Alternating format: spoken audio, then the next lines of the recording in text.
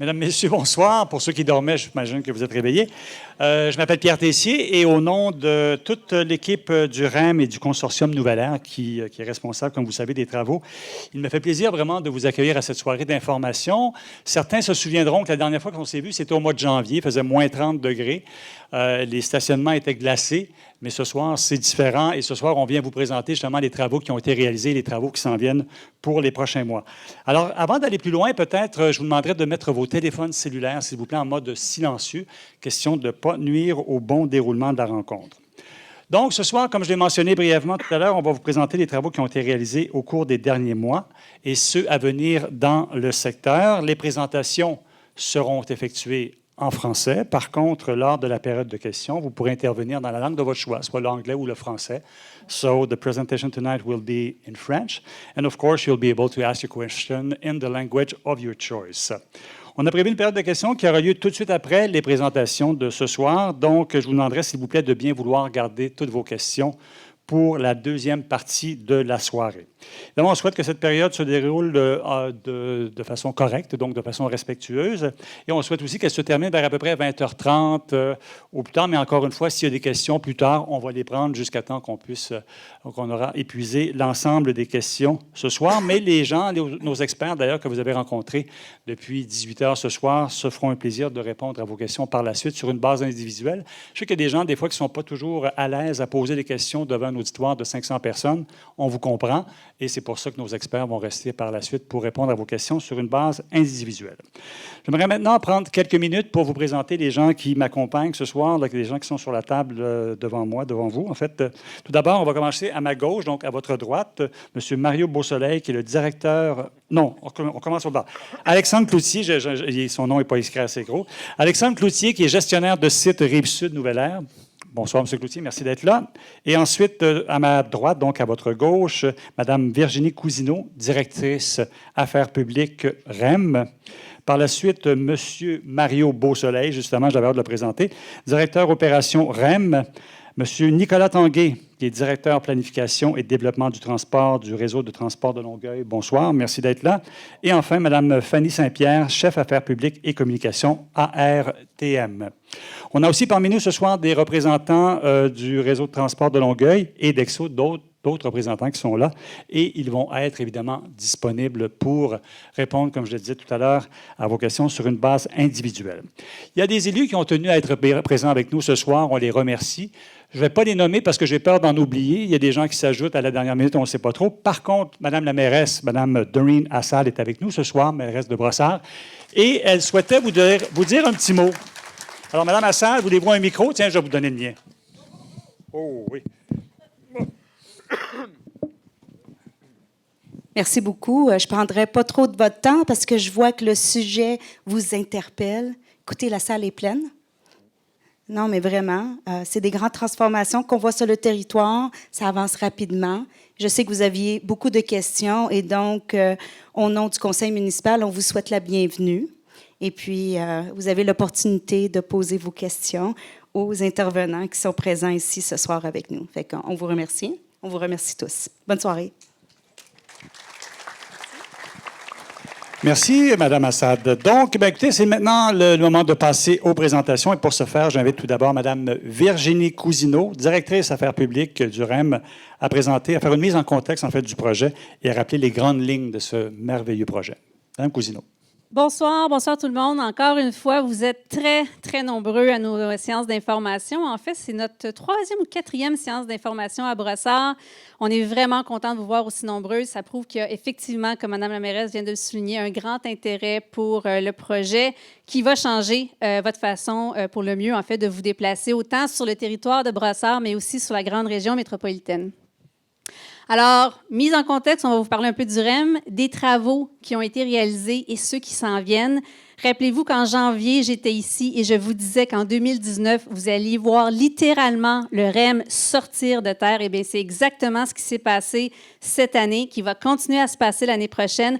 On a des vidéos assez impressionnantes par drone. Vous allez voir littéralement le chantier, comment il s'est transformé dans les prochains mois, dans les derniers mois et comment il va se transformer également. Et il y a également, on veut vous parler du réseau de transport de Longueuil qui va vous présenter comment ils vont revoir leur réseau parce qu'ils vont profiter de cette opportunité-là qu'est le REM, qui était attendu, comme vous le savez, depuis des décennies sur votre territoire pour améliorer également la desserte autobus pour accéder au REM. Donc, on va vous parler de tout ça ce soir et répondre à vos questions. Donc, le réseau express métropolitain, je pense que vous le connaissez. Donc, c'est ce nouveau réseau de métro léger de 67 km. C'est cette ligne verte lime qui sépare donc de la rive sud. Ça emprunte évidemment le corridor de l'autoroute 10, emprunte le pont Samuel de Champlain, accède au centre-ville à la gare centrale et continue sa route dans le tunnel sous le Mont-Royal, un tunnel historique qu'on va complètement moderniser. Et on va également moderniser l'ensemble de la ligne de train de banlieue de Deux-Montagnes, donc qui va jusqu'à la Rive-Nord. On va la transformer, cette ligne de train de banlieue-là, en un mode de métro léger automatisé. On va également créer 2 antennes du REM dans l'ouest de l'île, donc une dans l'axe de l'autoroute 40 jusqu'à Sainte-Anne-de-Bellevue et une vers l'aéroport, un seul lien qu'on s'est tant entendu depuis également plusieurs décennies. Donc, le REM, c'est un métro léger automatisé avec 26 stations sur son réseau de 67. On vient littéralement doubler la superficie du réseau du métro de Montréal qui, lui, fait 71 km. Et on va d'ailleurs être connecté au réseau du métro de Montréal. Il y a 3 connexions du REM avec le réseau du métro. Évidemment, la ligne orange avec la station Gare Centrale Bonaventure, la ligne verte avec la station McGill et la station Édouard-Montpetit qui est connectée à la ligne bleue. Donc, on parle en fait d'une très haute fréquence de service. En heure de pointe, sur votre tronçon, on parle d'une fréquence aux 2 minutes 30 et en dehors des heures de pointe, c'est une fréquence aux 5 minutes.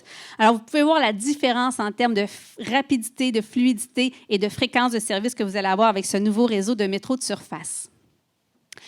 Le REM, il est en travaux sur ces 4 antennes. Toutefois, la mise en service se va faire de manière progressive. Donc, il y aura une première mise en service à la fin de l'année 2021 de la station Rive-Sud jusqu'à la station Gare Centrale.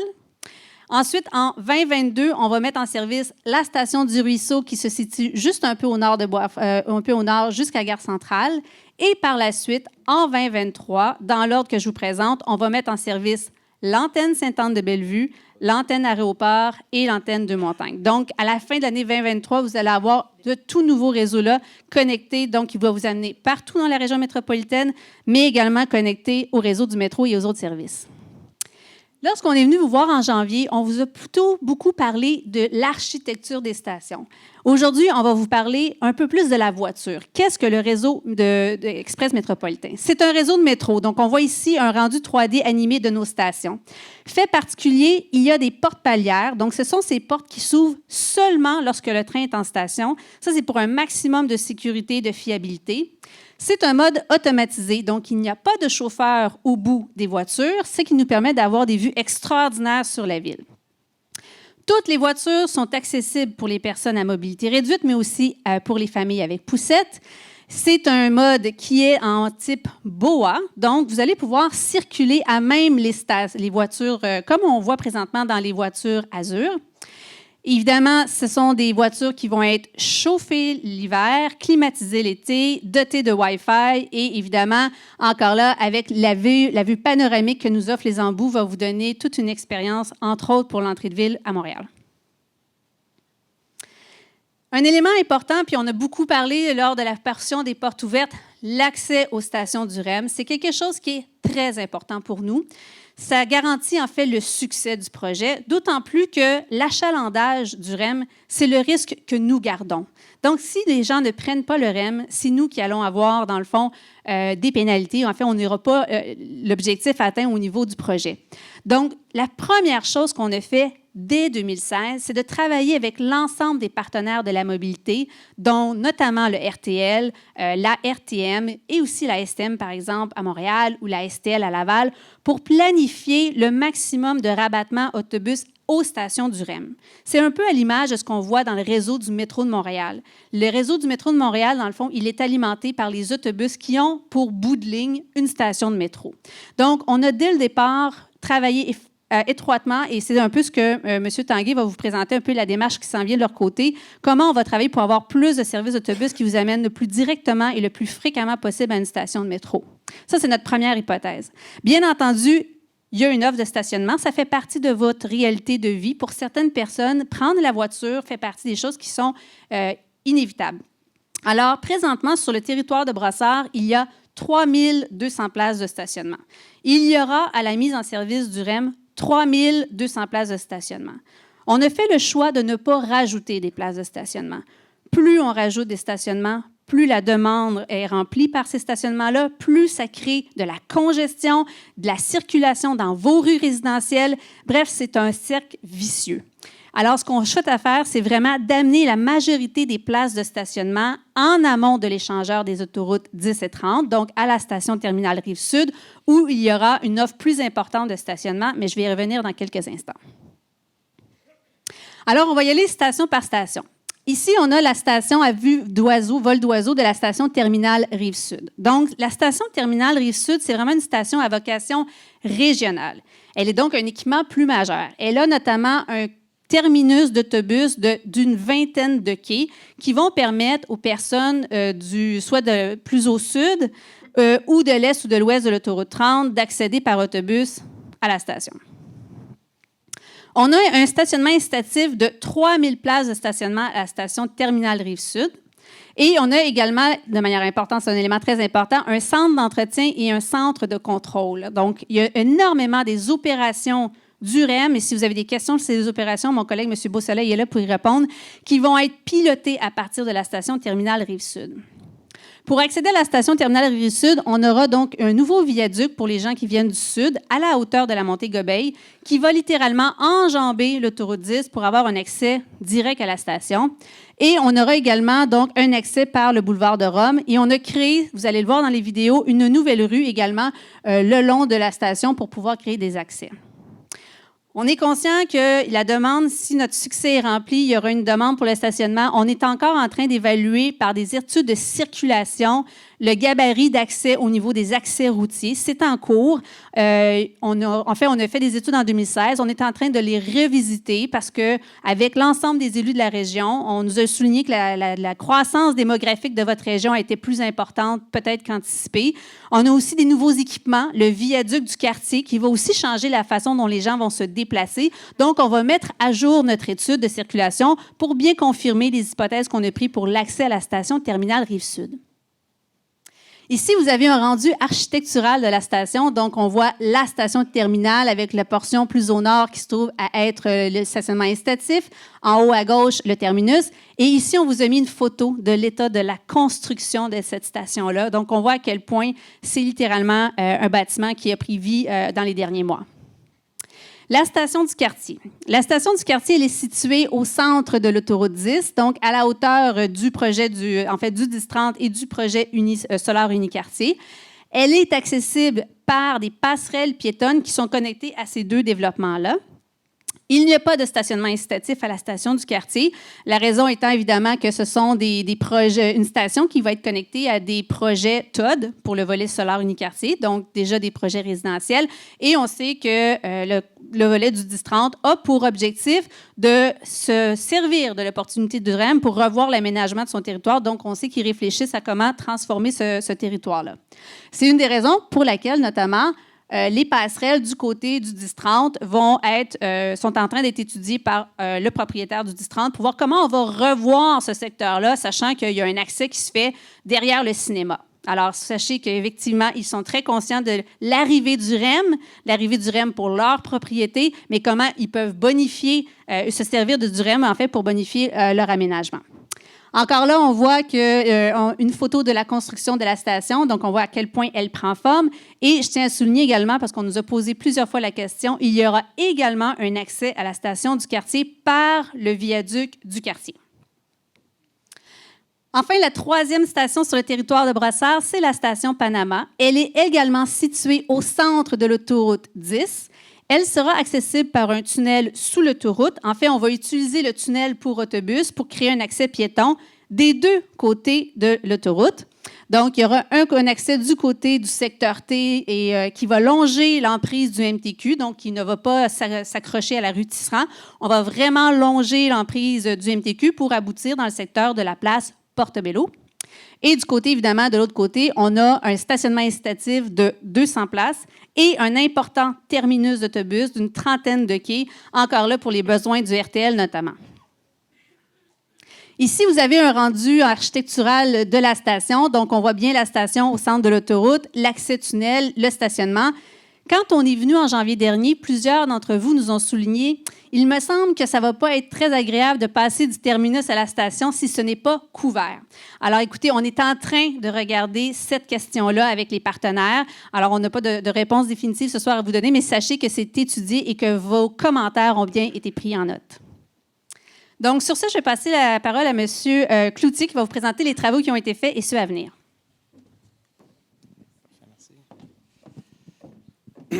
Bonjour. Merci d'être venu en si grand nombre. Je ne m'en attendais pas. Maintenant, je vais vous présenter. Moi, je suis le gestionnaire de site du secteur Brassard. Je suis responsable des travaux. Je vais vous présenter ce qui a été fait, ce qu'on va faire dans les prochaines années. Maintenant, on a une vidéo ici qui est un vol de drone qui fait le parcours du tracé. Alors, je vous invite à vérifier les dates. On voit les dates ici qui montrent l'avancement des travaux. Et puis, juste un fait ici, on voit la structure qui passe au-dessus d'autoroute 10. Un fait à noter, là, toutes les poutres de béton qui ont été faites pour cette structure-là sont faites à Montréal par le groupe Nouvelle Ère. Donc, on va commencer la vidéo. Alors, on voit ici, ça c'est le centre d'entretien et le garage des trains. Alors, on a le centre de petite maintenance. Ici, c'est le grand centre, ça c'est le garage. À gauche, on voit le centre de petite maintenance. Maintenant, on va commencer à aller sur l'alignement ferroviaire. On voit que les travaux ont progressé. Ici, où il y a le trou d'eau, ce sera le lave-train, où il y aura le car wash pour les trains. Maintenant, on est à la courbe. On arrive à la station Rive-Sud, qui est, on voit l'état quand on a commencé l'hiver dernier. Et les travaux qui ont progressé depuis ce temps-là.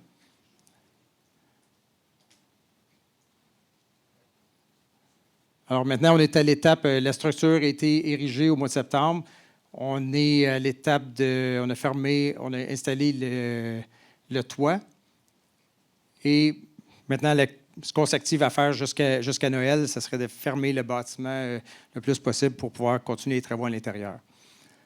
Ici, on a un mur de soutènement d'approche. On va passer sur la structure de l'autoroute, au-dessus de l'autoroute 10. Cette structure-là, on l'achève. Les derniers bétonnages seront la semaine prochaine. Ici, on va passer en dessous de l'autoroute 30. On voit ici qu'on a au mois de juin 2019, maintenant, on a les rails installés. On avait installé la passerelle. La structure au mois d'août, le toit, avec le bois qui est comme une note architecturale du projet. Maintenant, on a les rails d'installer. On a environ 3 km linéaires de rails d'installer dans ce secteur à partir de Malo jusqu'à l'autoroute 30. Même chose ici, le but, c'est de fermer le bâtiment pour pouvoir continuer les travaux cet hiver.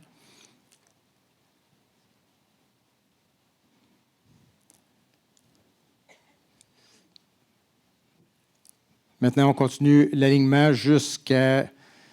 On voit les rails qui ont été installés au centre de l'autoroute. Le défi ici, c'est vraiment de travailler au centre de l'autoroute. On est dans un endroit qui est très, très restreint.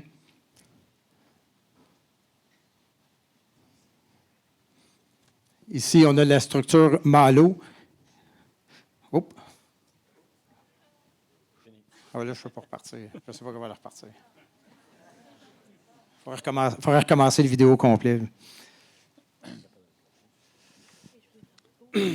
Bien, la structure Malo, le défi ici, c'est dans un endroit très restreint. On travaille avec un partenaire CN qui est pour les voies ferrées. Alors, cet endroit-là est très congestionné, beaucoup de challenges. Le défi, c'est de démolir une partie des viaducs existants de l'autoroute 30 pour permettre de construire le nouveau pont ferroviaire qui va passer par-dessus la voie ferrée, voir le Duc et le voir CN. Ces travaux-là sont prévus être complétés fin novembre, début décembre. Alors, on travaille vraiment fort pour compléter les travaux là-bas. Maintenant, ce qu'il y a à faire jusqu'en 2020, c'est sûr, on a à compléter les bâtiments. Je veux dire, on a les stations Rive-Sud, le centre d'entretien. On a à compléter... Ensuite, on va débuter le viaduc de la montée Gobeil. On a la construction de la station du quartier qui sera à être complétée. La structure aérienne, comme j'ai dit tout à l'heure, de Malo-le-Duc qui est à compléter. On a l'installation des rails qui doit être complétée jusqu'au boulevard Milan. Ensuite de ça, on va commencer les travaux de drainage pour le secteur qui va de Milan jusqu'au nouveau pont Samuel de Champlain. On est à débuter la station Panama dans les prochaines semaines. Ensuite de ça, on va faire le transfert du terminus actuel à un terminus temporaire pour nous permettre de construire le nouveau terminus. Et ensuite, on va continuer à faire l'installation des rails, toute la préparation pour aller jusqu'au pont Samuel de Champlain. Bon, les grandes entraves à surveiller, bien sûr, il y a le pont CN-Malo. Celui-là, on a l'installation des poutres et des dalles de préfabriquées, le tablier, à installer dans les prochaines semaines. Ça va nécessiter certaines fermetures de l'autoroute 10 et de Vaud-Malo. On essaie de minimiser les entraves en communiquant le plus possible les fermetures. On aura le bétonnage. On fait beaucoup de travaux de nuit. Tous les travaux sont coordonnés avec le partenaire CN. L'autre changement majeur qui va s'en venir dans les prochaines semaines sera le transfert au terminus temporaire Panama. C'est-à-dire qu'on va faire un transfert des stationnements qui est situé à ma droite, aller vers la zone verte. L'accès aussi au stationnement Panama va être modifié via le boulevard Pelletier. Alors ça va changer un peu le quotidien des automobilistes dans ce secteur-là.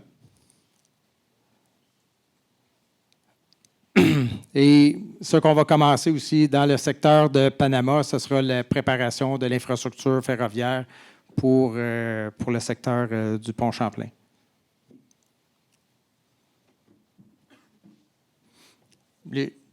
Pardon, ça c'est à toi? Ouais. Oui, donc, en fait, ce qui était les éléments à surveiller dans la prochaine année, en fait, surtout, c'est évidemment, comme on vient de souligner, le stationnement, les enveloppes de la station et surtout, il te restait effectivement le segment représentatif. On vous en avait parlé en janvier dernier.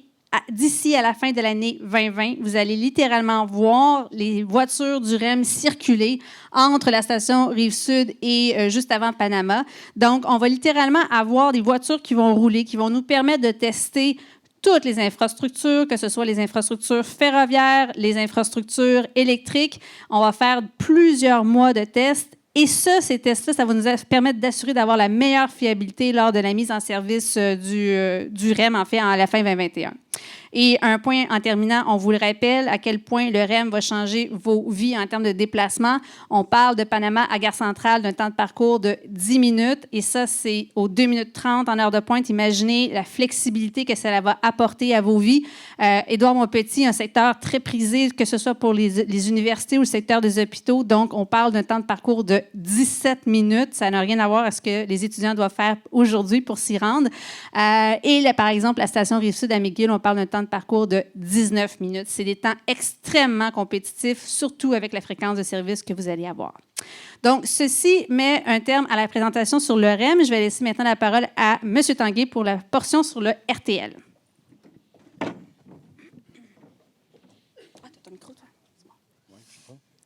Bonsoir. Bonsoir tout le monde. Je pense que ça ne peut pas être plus concret que ce qu'on a vu ce soir avec les images de drones et tout ça. La construction, elle avance bien, avance vite. Le train léger sur le pont Champlain, on en parle depuis la fin des années 70. C'est vraiment inspirant de voir que ça prend forme pour vrai. C'est une opportunité immense pour le réseau de transport de Longueuil de revoir notre réseau, de venir bien l'arrimer avec cette nouvelle infrastructure-là qui va vraiment changer la mobilité dans la région de Montréal. Le réseau de transport de Longueuil, ça fait un petit moment que nos lignes, c'est un succès quand même d'achalandage, le corridor de l'autoroute 10, puis nos lignes qui sont dans ce corridor-là. Il faut dire qu'on a fait des miracles avec une voie réservée qui devait être temporaire depuis 1978 à contresens sur un pont. C'était presque inimaginable d'avoir ça en place, mais ça nous a permis de bâtir un achalandage énorme. Vous êtes probablement parmi des utilisateurs ici dans la salle. Donc, c'est un succès. Maintenant, comment on va transformer le tout? Ce soir, je vais vous présenter un petit peu les grands éléments de notre démarche de refonte de réseau. On n'est pas dans le détail des circuits, des parcours. On commence à peine cet exercice-là, puis on veut le faire avec vous, l'exercice. On a commencé ici en juin dernier. Bien, on était là dans la présentation au mois de janvier. Donc, on s'est mis vraiment cette année en mode écoute des besoins, à votre écoute. On est revenu ensuite en juin. On a fait différents ateliers. Peut-être certains parmi vous étaient là. Je tiens à vous remercier de votre participation. C'est vraiment important pour nous de vous entendre. Donc, on vous a fait réfléchir un peu à différents éléments de vos besoins, pensez à vos priorités, les enjeux que vous voyez sur le réseau, puis on a ramassé une foule d'informations, plus que ce qu'on s'attendait probablement. On a eu 300 participants en tout à cette consultation-là, 200 qui étaient présents ce soir. Je pense que vous êtes pas mal plus que ça, mais 200, on était contents de notre succès d'achalandage en termes de participation et 180 participants en ligne. Cet exercice qu'on a fait ici à Brossard se continue. Je vais revenir là-dessus, mais toute cette année, on continue nos consultations sur l'ensemble du territoire. Donc, on tient à vous remercier d'avoir participé. Remercier également les partenaires, dont la Caisse et l'Autorité, ainsi qu'Exo, qui étaient participants, pour vous montrer également qu'on travaille ensemble. Donc, on est là aussi ce soir pour vous le présenter concrètement. On se parle, puis on essaie d'arrimer les choses pour que ça se produise le mieux possible, cette transition vers le nouveau mode. Donc, rapidement, j'ai quelques éléments. Évidemment, là, je n'irai pas dans tout le détail de ce qu'on a reçu comme information. On est encore en train de digérer certains éléments. Les équipes y travaillent ardemment. Ce qu'on voit notamment, c'est qu'on a eu en présence, puis les gens aussi qui ont répondu en ligne, on a eu affaire à des segments de clientèle ou des personnes différentes. Les gens qui étaient présents, on voit que c'était des utilisateurs qui étaient moins fréquents du transport collectif, des gens qui étaient dans le ménage plus petit, donc moins des grandes familles. Alors qu'en ligne, c'est un petit peu l'inverse. On a réussi à aller chercher des gens qui nous ont répondu, qui étaient des familles, qui étaient des utilisateurs du transport collectif. Donc, ça nous a permis de bonifier, dans le fond, nos analyses sur les besoins à ce niveau-là.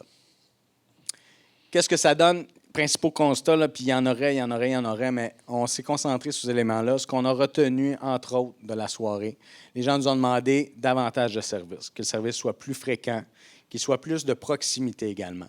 On nous a demandé qu'il y ait des liens qui soient établis, pas juste vers Montréal, mais des liens également à l'interne, vers Brossard, vers les villes limitrophes de part et d'autre de Brossard, dont Longueuil, et un service rapide fréquent. Ça, on vous a entendu, puis c'est revenu aussi, les gens nous parlaient de voies réservées. J'ai été extrêmement content d'entendre ça.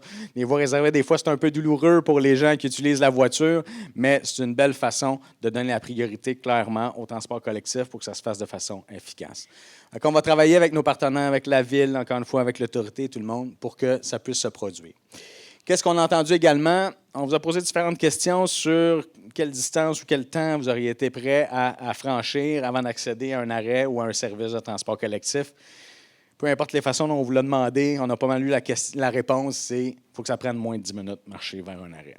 Bon. Est-ce que c'est une règle absolue qu'on peut appliquer partout? Probablement pas, mais ça nous donne un très bon indicateur sur quoi se baser pour essayer de vous donner accès à un réseau qui va bien fonctionner. Puis quand on dit refonte de réseau, là, je fais une petite parenthèse, là, c'est sûr qu'on va regarder tout l'état des lieux, voir qu'est-ce qui fonctionne bien, nos bonnes lignes, nos bons coups, nos moins bons coups. Puis on va essayer d'améliorer ce qui marche moins bien. Mais ce qui marche bien, là, on n'est pas là pour tout chambouler puis tout revoir juste pour le plaisir de changer les choses. On veut vous accompagner dans le changement puis que la transition vers le REM se fasse le plus facilement possible. Qu'est-ce qu'on a entendu également? Beaucoup de préoccupations sur le transport actif, sur comment on va accéder. Virginie en a parlé tout à l'heure. Nous, on peut faire un petit bout au niveau des réseaux d'autobus. On va faire un gros bout avec le réseau d'autobus, mais il y a également tous les autres modes, les gens qui vont vouloir marcher vers les stations. Puis ça se travaille ça également avec les municipalités parce que on comprend là, le secteur, par exemple, de Panama, au centre de l'autoroute, avec les accès au niveau de Tachereau qui sont peut-être parfois compliqués. Bien, on va regarder de quelle façon on peut bonifier ça avec nos partenaires.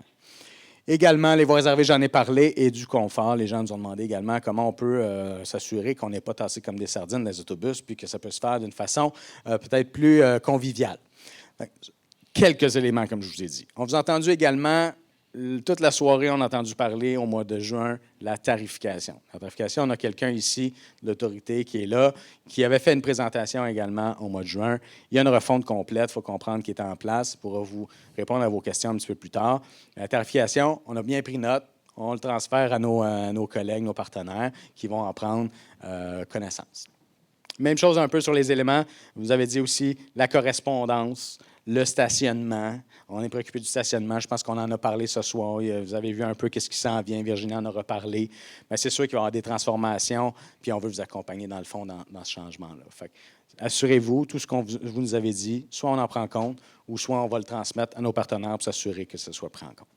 Fait que ça vous fait un petit topo très rapide. Évidemment, ça ne se termine pas maintenant. La première étape, comme je vous ai expliqué, cette année, on se met en mode écoute. C'est ça le but de nos consultations. Puis on en a encore plusieurs à faire sur le territoire. L'année prochaine, on va revenir vous voir. On va revenir vous voir avec des pistes de solutions. Là, le réseau ne sera pas complètement fini. On va venir tester des choses avec vous, vous assurer qu'on est sur la bonne direction avec le réaménagement de réseau qu'on va faire. Donc ça, c'est l'année prochaine. Puis en 2021, juste avant la mise en service du REM, là, on va s'assurer qu'on vous communique la bonne information. Qu'est-ce qui va se passer? Comment le réseau va se transformer? Puis là encore, s'il y a des petites affaires qu'on a échappées ou qu'on n'aurait pas vues, on va essayer de les prendre en compte pour s'assurer que ça se fasse, encore une fois, le mieux possible.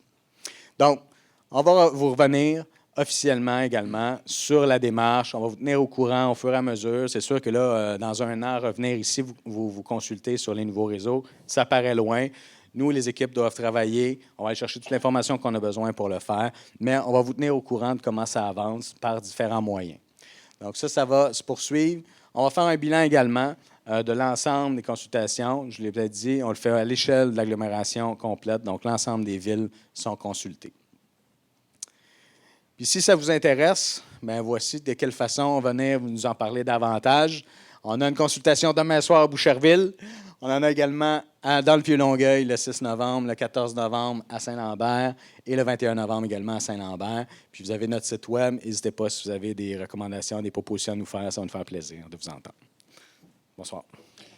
Merci beaucoup, M. Cloutier. Merci également, M. Tanguay. Merci également, M. Cloutier, Mme Cousineau également pour vos interventions.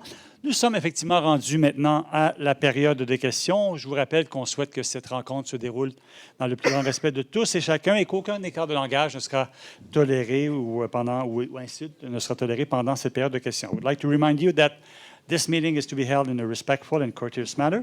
Insults and rude language won't be tolerated under any circumstances. Évidemment, les porte-paroles vont faire de leur mieux pour vous donner les réponses les plus complètes. Comme vous le voyez, c'est un projet complexe, de grande envergure, donc il est possible, malheureusement, qu'on n'ait peut-être pas une réponse précise à une réponse très pointue ce soir, bien que j'ai assisté à d'autres rencontres et je peux vous dire que les porte-paroles connaissent très bien leur dossier. Donc, il est possible qu'on n'ait pas la réponse à votre question ce soir. Donc, si c'est le cas, on va prendre votre question en note, vos coordonnées, puis on va s'assurer d'y répondre par courriel dans les prochains jours. Donc, n'hésitez pas également à faire signe à un des membres de notre équipe ou à vous présenter à l'accueil pour ce suivi. Aussi, si vous avez des questions très pointues par rapport à des éléments devant votre domicile ou vraiment très personnels, encore une fois, on vous demanderait, s'il vous plaît, pour le bien de l'ensemble de l'Assemblée de ce soir, de la garder et de vous adresser à un de nos experts après la présentation. Donc, des petites règles pour faciliter le bon déroulement de la période de questions. Premièrement, vous devez utiliser le micro qui est juste devant moi pour qu'on vous entende bien. Donc, il est juste là devant moi. Vous pouvez intervenir en français ou en anglais. Donc, you may speak in French or in English. Afin de permettre à tout le monde d'intervenir et de poser leurs questions, on vous demande, s'il vous plaît, d'éviter les longs préambules et d'aller plus directement, s'il vous plaît, à votre question. On vous demande également de limiter votre question à une question et une sous-question idéalement, mais rien ne vous empêchera par la suite de revenir pour poser d'autres questions. Vous allez refaire la file. L'idée, évidemment, est de permettre à tout le monde de pouvoir intervenir rapidement. Je vois déjà qu'il y a des gens qui se pressent pour poser leurs questions. C'est bien. Tiens, je vais rappeler que la séance de ce soir, évidemment, porte uniquement sur le projet REM. Avant de terminer, je vous demande, s'il vous plaît, de vous dire votre nom au micro et peut-être le quartier dans lequel vous habitez pour savoir à qui on a affaire. Monsieur, vous avez la première question. Mon nom est Jacques Latour. Je suis résident de Brassard dans le secteur T. Je voudrais poser la question à monsieur de l'exploitation, s'il vous plaît.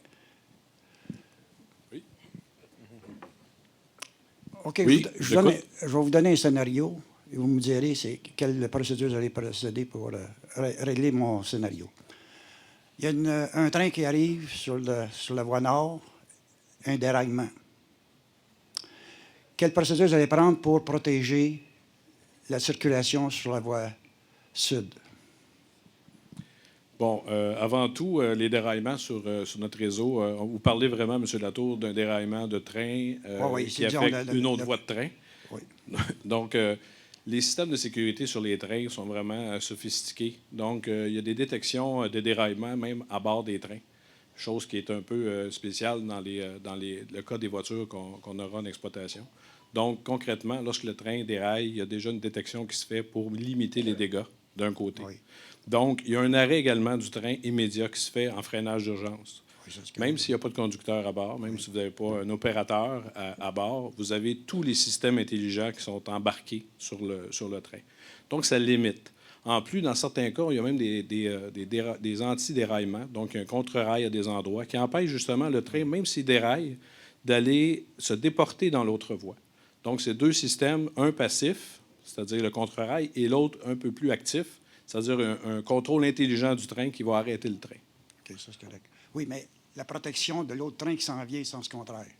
Donc, chacun des trains, ce que je vous ai dit tantôt, ça contribue à la sécurité et ça contribue justement à ce que les trains en sens contraire ne soient pas heurtés par le train qui déraille. Et maintenant, de l'autre côté, tous les trains sont vus par le cerveau. On vous parlait tantôt d'un centre de contrôle sur la rive sud.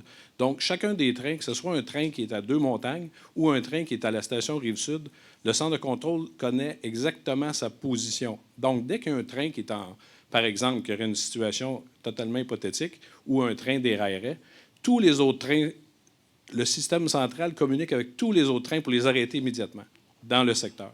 Donc, il y a une communication entre les trains également qui s'effectue. Donc, le train qui, potentiellement, pourrait dérailler est arrêté pour pouvoir se déporter. Et deuxièmement, tous les trains dans le secteur sont également arrêtés en mode urgence pour que le mouvement, parce que dans le fond, le risque numéro un dans le ferroviaire, on le sait, c'est les mouvements. C'est pas l'électrification et tout. Donc, c'est les mouvements. Donc, on tente d'arrêter tout le trafic dans le secteur. Je vous donne une petite question. Une petite, une demi. Quel est le système pour nettoyer les aiguillages durant l'hiver?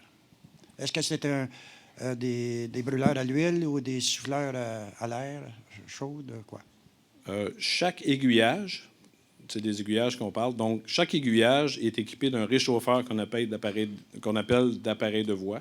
C'est à l'air chaud et c'est à combustion gaz naturel. OK. Merci, M. Latour. Vous reviendrez. On n'est pas sorteux. Bonsoir, madame. Bonsoir. Vous n'êtes pas sorteux. Michel Ouimet, je ne demeure pas à Brossard, mais à Saint-Hubert, dans l'agglomération de Longueuil. C'est quand même important. On n'est pas loin de Brossard. Je vous souhaite bonsoir à mesdames et messieurs. Ma question, c'est concernant la tarification. On parle beaucoup de la vitesse. On va se rendre à Montréal très, très vite. À l'aéroport, c'est très bien. Mais le coût, combien ça va coûter? Combien? Ça va coûter combien? On ne nous le dit jamais. On nous dit présentement qu'il y a des études. Mais est-ce que... ce qu'on nous a dit, ça va être beaucoup plus cher. Parce qu'il faut savoir aussi, si les gens veulent prendre... C'est un métro sur rail, c'est pas un train. Il faut aussi que le coût soit accessible pour ces personnes-là. Sinon, la voiture va toujours demeurer le moyen le plus idéal, avec peut-être du covoiturage. Parfait. J'aimerais ça... Peut-être une réponse là-dessus. Je sais aussi que la mairesse Valérie Plante est pour une tarification sociale. Juste en passant. Vous avez raison, je l'ai entendu moi aussi. Bonsoir. J'ai pas de réponse précise à vous donner par rapport au coût du fait de voyager dans le REM. Ce que je peux vous dire, par exemple, c'est qu'effectivement, on travaille en ce moment, depuis la dernière année, à structurer une refonte du système tarifaire complètement sur le territoire. Donc, pas seulement pour l'accueil du REM, mais pour prendre en compte tout ce qu'il y a eu comme changement depuis les dernières années en transport collectif. En ce moment, il y a 17 grilles tarifaires en vigueur sur le territoire. On a 4 exploitants des services de transport collectif qui ont chacun leur territoire. Ce qu'on cherche, c'est à harmoniser l'ensemble des territoires l'ensemble de la tarification, sur le territoire, pour faire en sorte que ce soit plus simple pour la clientèle régulière, mais aussi la clientèle occasionnelle des services. Ce qu'on considère, c'est que le REM va faire partie intégrante de ce système tarifaire-là. Vous l'avez dit tantôt, le REM, c'est considéré dans certains secteurs comme un service de métro. Donc, il faut qu'on soit capable d'apprécier ça et d'évaluer ça. On n'anticipe pas d'augmentation importante des tarifs à cause du REM. Il va y avoir plusieurs éléments qui vont être pris en compte, notamment la vitesse à laquelle on se rend ou le nombre de départs. J'attends ça. Je m'excuse. Je m'excuse, je sais pas pourquoi. Donc, le nombre de départs des services. Donc, il y a plusieurs éléments qui sont pris en compte. On est bien conscient du fait qu'en ce moment, il y a certaines tranches de la population, comme les étudiants ou les aînés, qui ont accès à des rabais tarifaires. Donc, tout ça va être considéré. On souhaite aussi consulter la population. On a déjà commencé à le faire par certains sondages, certaines questions sur site web, par exemple, des consultations numériques. On fera un exercice de consultation publique aussi, probablement plus en début de l'année prochaine, en fait, sur la refonte tarifaire. Il nous reste du temps d'ici à l'implantation, la mise en service du REM à la fin de 2021. Donc, on souhaite avoir terminé cet exercice-là à temps pour l'arrivée du REM, évidemment. Et est-ce que la tarification sociale, vous allez la regarder? Oui. Merci, Mme Bruno. Je reviendrai. C'est bon. Merci. Bonsoir. Hello. Mon nom, c'est Cindy. Je vais faire ma question en anglais, si c'est correct. No problem. Can we go back to Virginia's slide where it's the overview of the stations with Rome, we see the big picture? Which station? The terminal, where all the parking lot is. The video, the drone video, or just the slide. Okay, the South Shore Terminal. Not that one. This one? Yeah. So my question is this. You see where the word station is? Let's say I live there. How am I getting to the station? My only option is Rome. Right now, that's 4 lights, about 6 stops, signs.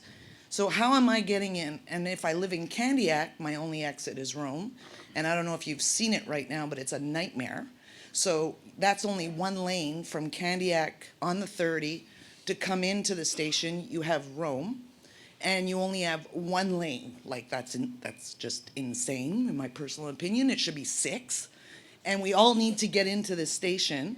And if you're up where at the top, where the word station is, my only option to get into your parking lot is through Rome. And then if I want to leave, my only option is Rome. If I live in Chambly, I have to go by Rome, down Le Duc, get on the 30, and do that loop. So, or Montego Bay, does that bring me onto the 30? No. No. So how am I, if I'm living in St. Bruno, going to get from the parking lot? I got to go out through Rome, onto Le Duc, where Walmart is, nightmare, and throw myself back on the 30 to do the loop. And I heard that you're getting rid of the RTL buses. My bus stop on Mallow brings me downtown in 20 minutes. There's no way in hell I'm doing that. No way. OK. On va laisser Mme Cousineau répondre, s'il vous plaît. Merci. Okay, I'll just step. It will be easier for me to explain how buses and buses will access, actually. So from this part, what on the morning peak, the bus actually will get access from this road because there's bretelle de service that is just before the Rome Service road. Yes, exactly. So at the morning, from the west part, they will get access to the station by this road. And for the east part, they will indeed access to the Rome boulevards. So you're having 3,000 cars all joining in that one There's lane. the cars from the west will have access from this side as well. From the south, you talk about Chambly. Chambly's cars or buses will have access from this viaduct, the viaduct Montego-Bay, that we'll build, that will pass above the Highway 10. So, but as I mentioned, Or we are St. Bruno. What if I live in St. Bruno? as the same. He's going to have access from this side, but you know, you will have access from this side, and then the bus will have to get to Rome. We understand the preoccupation. Actually, all the municipal elected that we met many times, they wrote to us. We met with them, and what we are currently doing is to Design. we are making a new version of the circulation study, and we'll find out what is the impact, the true impact of this corridor, and what is the impact of the new viaduct of Ducartier, because that's a new access as well. And of course, if there is some changes that need to be made, we'll make them with all the partners. So that's why we are So committed. all the RTL buses are forced to go there. So No. I got to do a milk run and then get into town? No, actually, most of depending of where, a lot of the RTL buses will go to the Panama station. Okay, mine doesn't currently. It goes directly into town. Have I lost that flexibility? Are you forcing me to that train station to take the train? Yes. Shoot me now. I don't want to have to do that. That flexibility of Monsieur the Tanguay, RTL. Monsieur Tanguay has, Je vais vous répondre en français, Ben si oui, vous vas-y, permettez. vas-y, ouais. ben oui. On va se comprendre quand Ben même. oui, c'est correct. C'est sûr qu'aujourd'hui, je ne peux pas vous répondre sur le détail des lignes, mais une chose qu'on sait, c'est qu'avec l'avenue du REM, les autobus ne pourront plus entrer en ville directement. On va nous demander de les réorganiser autour des stations qui sont sur la rive sud. Donc, c'est ce qu'on est en train de regarder pour essayer que ça se fasse le mieux possible. C'est sûr que c'est un changement important, puis on en est très conscient. On vous a entendu aussi en consultation quand on est venu en juin. On sait que c'est un très grand changement. Fait qu'on va essayer de le faire le mieux possible pour que ça se fasse.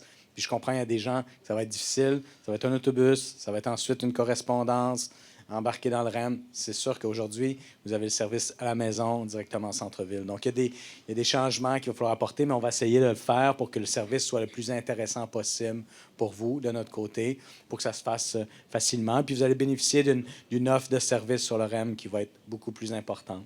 And just one little small one. That station that is right where the cinema is. Du quartier. That station there, Yeah. where the parking lot, that cinema, you can't even pass two cars behind there. So I don't know what's going to happen there, but why didn't we push it up a little a little further, and it would join up with Chevrier, and you can keep Chevrier. As I mentioned, the owner of the 1030 is actually redesigning the site because of the REM is coming, and they want to change the layout of the development. As for Chevrier, when we are building a REM station, we have to have 100 meters flat because a station cannot be, in a kind of a slope. Yeah. So the thing is that where you have the Chevrier station, terminus right now, it's not on a flat slope. It's really, there's a désalignement. So where the line is flat is nearly 500 meters from the Ducartier station. So having two stations at 500 meters distance doesn't make any sense. So that's why we actually decided to put the station at Ducartier. It's linked with the new viaduct, and it's about a kilometer away from the Chevrier. Who will that? Cynthia will ask you to conclude because a lot of people are behind you. Go ahead. You can come back later, no problem. Bonsoir. Deux questions beaucoup plus simples. Oui. La première, Monsieur, vous êtes... Régent Parent. Merci, Monsieur Parent. La première concerne l'architecture des trains. Ceux qui prennent le métro à Montréal dans les trains Azur ont constaté que pour se tenir debout, j'ai 6 pieds et j'ai de la misère à me tenir parce que c'est trop haut. J'espère que vous allez vous assurer que les trains vont avoir leur crochet plus bas. Premier commentaire. Okay. Le deuxième, certains s'inquiètent par rapport aux tempêtes de neige. On comprend que quand on voit un train sur une voie ferrée qui a pas mal de neige, il y a généralement une charrue qui passe en avant. Comment pensez-vous disposer de la neige sur la section du pont principalement? Bon, la neige, je vais commencer par la dernière question. La neige, effectivement, c'est un souci de tout instant pour les opérations du REM, bien entendu. Tous les réseaux qui circulent en Amérique du Nord et surtout à notre position géographique ont des soucis avec ça. Notre avantage de notre côté, c'est les intervalles sur les trains. Donc, les intervalles sont très serrés, comparativement à des trains que vous pouvez voir avec des intervalles aux heures ou aux demi-heures, ce qui fait en sorte que l'accumulation de neige est moins importante. Donc, les équipements pour pousser la neige en avant des trains, beaucoup plus réduits en termes de capacité et de volume. Donc, on installe des petits chasse-cars sur les trains qui font la job de pousser la neige. Pour ce qui est du pont, le pont il est très long et présentement, on a des ententes qu'on est en train de discuter aussi avec le ministère des Transports, le ministère de l'Environnement, pour essayer de tenter. Vous savez, notre neige, elle est, je dirais pas pure, mais il n'y a aucun contaminant à l'intérieur. On n'est pas sur une route, ce n'est pas des véhicules routiers, on ne met pas de sel. Donc, on est en train de regarder, est-ce que c'est possible de l'en laisser un petit peu plus sur le pont qu'on devrait en laisser? Après ça, s'il y en a qui tombent un petit peu en bas, est-ce que c'est correct? On ne le sait pas encore. Peut-être que ça va faire partie de ça. Et, in fine, on prend la neige qu'il y aurait là, on la ramasse et on la pousse vers les extrémités du pont où il y a des lieux d'entreposage ou des lieux de transbordement. C'est notre stratégie. Donc, on a une stratégie en plusieurs volets qu'on est en train d'examiner. Il n'y a rien de fini encore.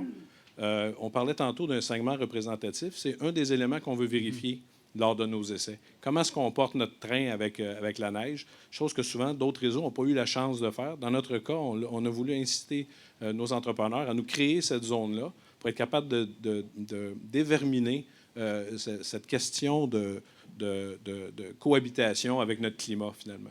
Est-ce qu'il y a un espace entre votre structure de support du train versus les travées du pont pour que la neige tombe à chaque côté? Oui, c'est pas complètement serré entre les deux. Il y a quand même un espace. Mais encore une fois, je ne voudrais pas vous donner l'impression qu'on est déjà dans cette solution-là. C'est vraiment le début des discussions qu'on a. Mais chose certaine, ça ne pourra pas être seulement une stratégie. Donc, il y aura un ensemble de stratégies. On a beaucoup de données sur les accumulations de neige. Souvent, on pense qu'il y a beaucoup de grosses tempêtes, mais on suit vraiment l'évolution météorologique des 50 dernières années. Finalement, on a beaucoup de données. Et avec ça, on est capable d'imaginer quel genre d'accumulation de neige pourrait avoir lieu sur nos voies par rapport à notre intervalle de train. Parce que le train, il faut se le dire, il passe très vite à certains endroits, 80 km, 100 km/h. Ça soulève un peu la neige. Puis la neige, encore une fois, n'aura pas de contaminant. Donc, il n'y a pas de sel, il n'y a pas de gadou, trop de gadou. Merci. Merci, M. Parent. Oui. Sur la première question. M. Parent, je vais répondre à votre première question. Ça va être plus simple. On a prévu des gants dans les trains. Oui, absolument. Vous allez voir, il y a des photos. Je crois que vous pouvez les voir. La réalité virtuelle aussi. Bonsoir. Bonsoir. Monsieur Normando, Brassard, secteur V. J'ai une question à propos de... Bon, je vais demander en anglais, juste pour s'assurer que j'ai bien compris.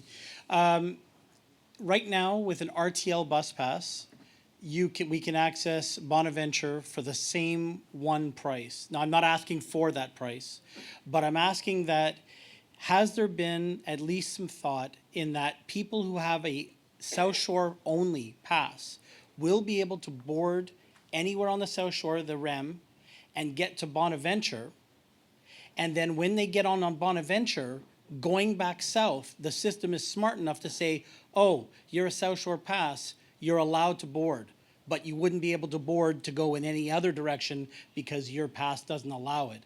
Has that been thought of as a solution? Because I think one of the biggest problems is those who don't have a lot of money and can't afford a Tram 3 and can only afford a South Shore bus can still get downtown to work and get their livelihood. And I think it's really important to not burden them with a Tram 3 level pass. Thank you.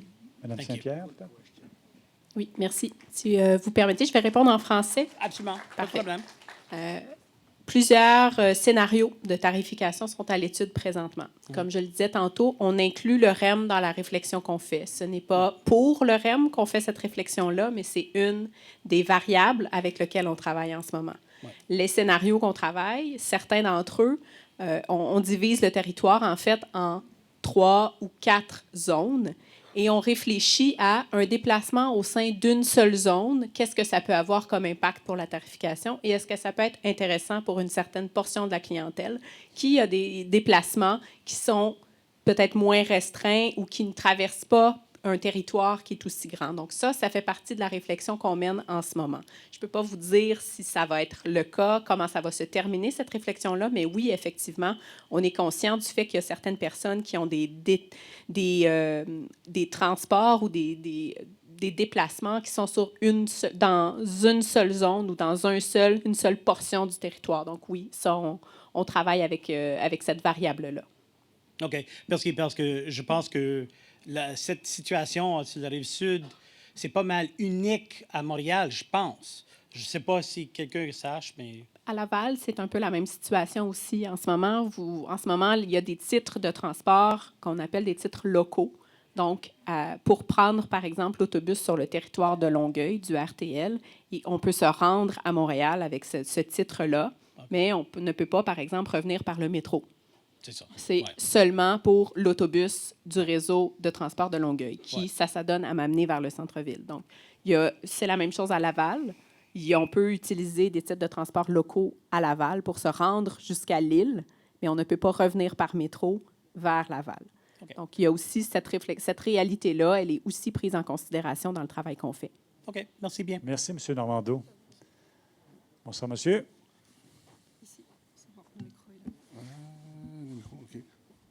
Bonjour. Bonjour. Mon nom est Martin Morin. Je reste à Longueuil.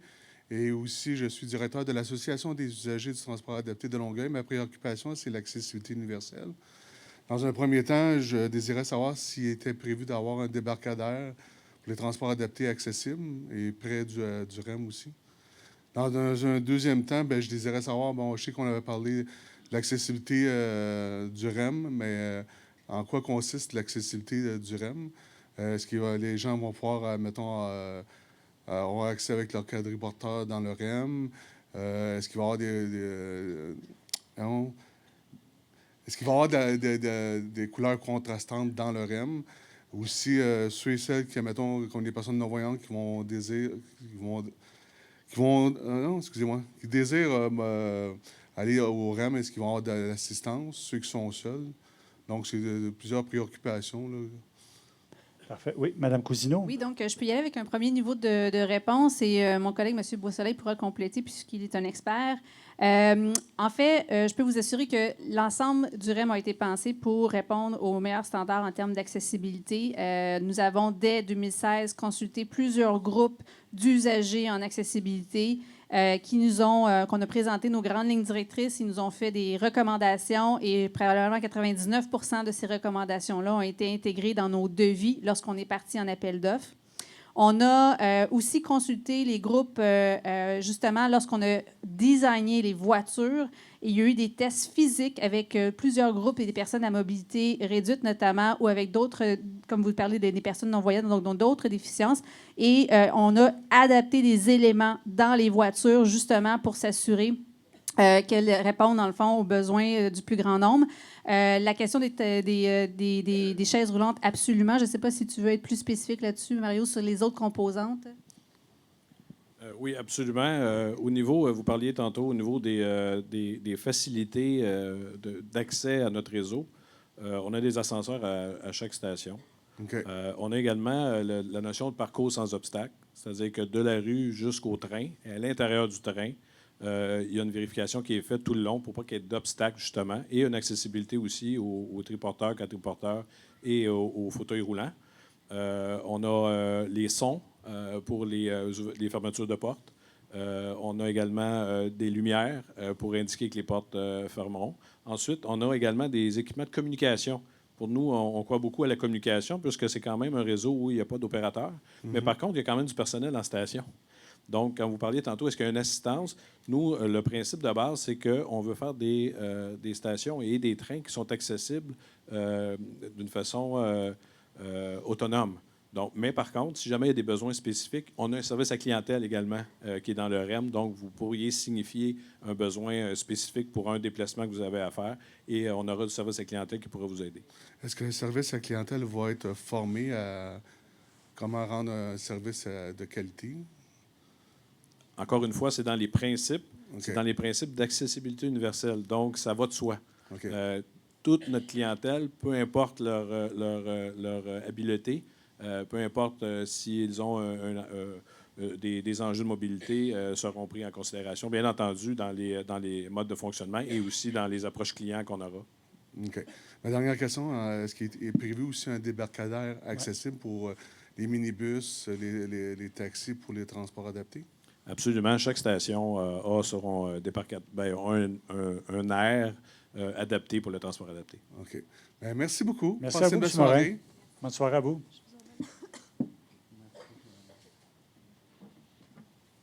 Bonsoir. Bonsoir. Mon nom est Maxime Bouchard, donc je suis résident de Brossard dans le secteur R. J'avais une question. Moi, je suis un utilisateur du transport en commun de façon hebdomadaire.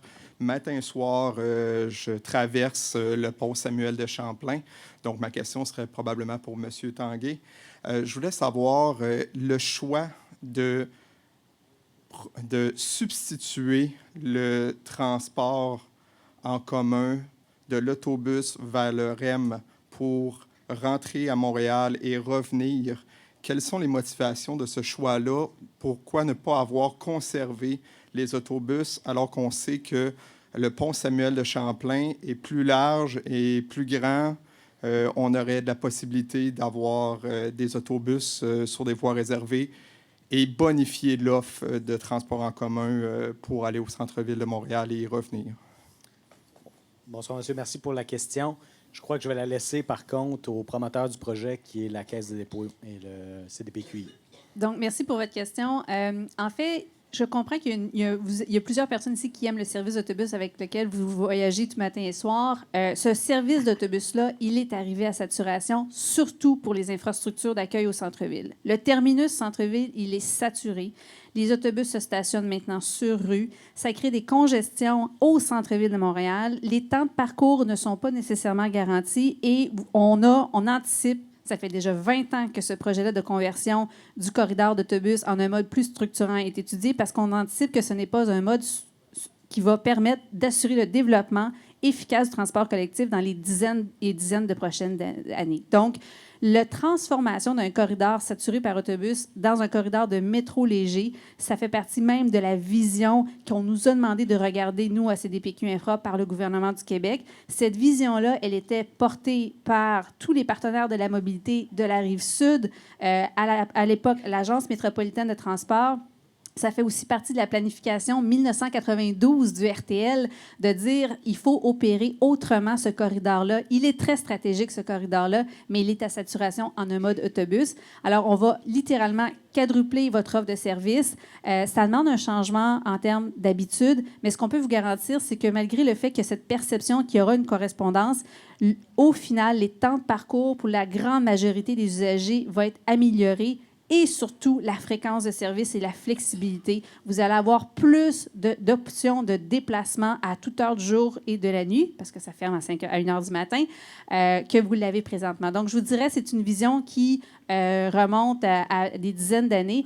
Et je crois qu'il faut aussi voir cette transformation de ce corridor-là comme une opportunité pour justement le RTL de revoir son offre de services et de redéployer cette capacité-là d'autobus qui revenait à vide, je le rappelle, du centre-ville. Donc, il vous amenait au centre-ville le matin, il revenait à vide. Imaginez ces kilomètres autobus perdus en termes de service pour les gens de Brossard et de l'agglomération. Donc, il y a vraiment une opportunité de bonifier dans tous les quartiers et donc d'ajouter du transport collectif avec le REM. D'accord. Merci. Merci, M. Bouchard. Bonne fin de soirée. Bonsoir. Bonsoir, mon nom est Sylvain Trudeau. Je proviens, moi, de la MRC de Roussillon. Je ne suis pas dans Brossard directement, dans une petite ville qui s'appelle Saint-Philippe. peut-être enchérir un petit peu ce que la dame disait, là, la dame qui parlait en anglais tout à l'heure. L'offre de desserte automobile pour se rendre au REM, vous avez prévu 3 000 places de stationnement. Nous, dans Roussillon, on est 130 000. Si on veut justement desservir de plus en plus le transport collectif puis éviter justement la pollution par l'automobile, ça serait peut-être plus intelligent de justement bonifier peut-être nos autobus à nous qui s'en viennent vers vous. Parce que j'imagine qu'on va contingenter de beaucoup. Là. Aussi pour la ville de Saint-Jean, qui eux sont 100 000 à peu près. Donc, est-ce que vous avez pensé justement à créer soit des stationnements incitatifs dans des milieux qui sont moins urbanisés, qui coûtent moins cher que le terrain au pied carré, exemple en Brossard, comme exemple Ville-Sainte-Catherine, ils n'ont pas de stationnement incitatif. Il y en a un à Saint-Constant, il y en a un à Delsun, il y en a à Candiac, il y en a à La Prairie, Saint-Philippe, c'est oublié, Saint-Mathieu, c'est oublié. On a Sainte-Catherine aussi. Donc, est-ce que vous avez pensé peut-être avoir plus de micro-îlots qui va faire qu'il y aura moins de voitures qui vont se rendre sur nos routes pour après ça prendre du transport en commun pour se rendre au REM? Parfait. Je peux peut-être Madame donner une Saint-Pierre, réponse. ouais. Je ne travaille pas pour Exo, mais je sais de sources très sûres qu'Exo, tout comme le RTL, travaille présentement à la refonte de son réseau de transport. Et d'avoir des stationnements satellites, par exemple, un petit peu plus loin sur le territoire, ça fait partie des options qui vont être étudiées. Mais il y a tout un travail d'analyse puis de design de nouvelles offres de services sur la portion du territoire d'Exo aussi, notamment dans le Richelieu, notamment dans le Roussillon, et aussi sur la portion vers Chambly. Donc, cette réflexion-là, elle a lieu aussi par les équipes d'Exo qui sont déjà bien à pied d'œuvre là, avec l'ensemble des partenaires pour revoir ces services-là. Donc, c'est déjà dans vos plans d'avoir des stationnements satellites en périphérie? Ça fait partie des éléments qui vont être évalués, effectivement. Parfait. Oui. Puis, dernière question. J'ai eu vent qu'il y a peut-être possibilité, puis je veux savoir si c'est le cas ou non, d'un agrandissement du REM vers Saint-Jean. Est-ce que c'est le cas sur la voie du CN? En fait, le gouvernement du Québec, la façon dont ça fonctionne pour les projets sur lesquels CDPQ Infra travaille, c'est que le gouvernement du Québec doit nous faire une demande formelle d'étudier un projet. Alors, le gouvernement nous a demandé l'été dernier d'étudier des prolongements du REM, dont un, évidemment, vers Chambly-Saint-Jean. Alors, les études sont en cours, mais c'est une demande formelle. C'est tout à fait public que cette demande-là a été faite. Et évidemment, il y aura des résultats sur les études en cours plus tard en 2020 par rapport à ce qu'on est en train d'étudier. OK, mais le terminus resterait quand même à Brossard. Ce serait comme un satellite qui grandirait dans l'autre sens, dans le fond. Comme une patte en fait, l'avantage d'avoir une technologie comme le métro léger, on peut être au sol, en aérien, en tunnel. Donc, dans le cas de Brossard, puisqu'on est déjà hors sol, on peut continuer un tracé en aérien, en surface. Donc, on a vraiment cette flexibilité-là de par la technologie qui est différente, par exemple, du métro Montréal qui est 100% souterrain. Donc, effectivement, il y aurait des possibilités de faire des extensions. Je vous remercie. Merci, M. Trudeau. Bonsoir, madame. Bonsoir, mon nom c'est Mélissa Imbriaco. Je vis à Saint-Lambert, mais je travaille à Brossard. Et ma question, c'est le réaménagement du viaduc Pelletier avec les nouvelles lumières de circulation. La semaine passée, j'allais à mon travail et il y avait un embouteillage monstre de Pelletier jusqu'à Tachereau pour prendre l'autoroute et stationner au terminus Panama. Et ma question, c'est comment est-ce que ces lumières-là vont être mises en place pour ne pas aggraver la situation qui est très problématique quand il pleut, quand il neige, quand il y a du trafic sur le pont Champlain ou quand la voie réservée est fermée. Alors, ma question, c'est qu'est-ce qui va arriver avec ce tronçon-là? Parce que moi, c'est comme ça que je vais au travail. Puis ma deuxième question, c'est ayant pris le système de la Rive-Sud toute ma jeunesse, et même maintenant comme étudiant au centre-ville, comment est-ce que les gens vont pouvoir, les jeunes surtout, vont pouvoir débarquer et être pris par leurs parents au débarcadère? Et est-ce que si le REM est 20 heures sur 24, quel sera le service pour rentrer ces gens à la maison après? Si on ne peut plus stationner, comment est-ce qu'on va rentrer à la maison des différents locales? Deux questions. La première, peut-être, sur le feu de circulation. Ouais. Donc, le feu de circulation qui a été ajouté au niveau de Pelletier et en fait, pour le terminus temporaire, le stationnement temporaire qui a été aménagé, je pourrais vous revenir s'il est prévu de garder ce feu-là en phase opération du REM. Je vais devoir vous revenir. On pourra, avec nos équipes derrière, laissez-nous vos coordonnées, on va vous revenir, mais c'est certain que pour l'instant, c'est une mesure temporaire pour le stationnement temporaire. Donc, je comprends que la deuxième partie de votre question, c'est est-ce que si un jeune décide de revenir au terminus à minuit, qu'est-ce qu'il fait? Eh bien, évidemment, il y aura des services d'autobus, j'imagine, de nuit, mais où il y a des options autres que, bien évidemment, il y a des pauses minutes où il pourra venir se faire ramasser par ses parents ou prendre des taxis si le service n'est pas adéquat selon les fréquences. Mais ça fait quand même qu'il y a une offre de transport, il y a une offre de stationnement, il y a une offre de transport d'autobus aussi pour les services de nuit, etc. Est-ce que ça sera aussi grand que, par exemple, le débarcadère à Longueuil ou qu'est-ce qu'on a déjà à Brossard, à Panama? Vous parlez de l'aire de dépose minute.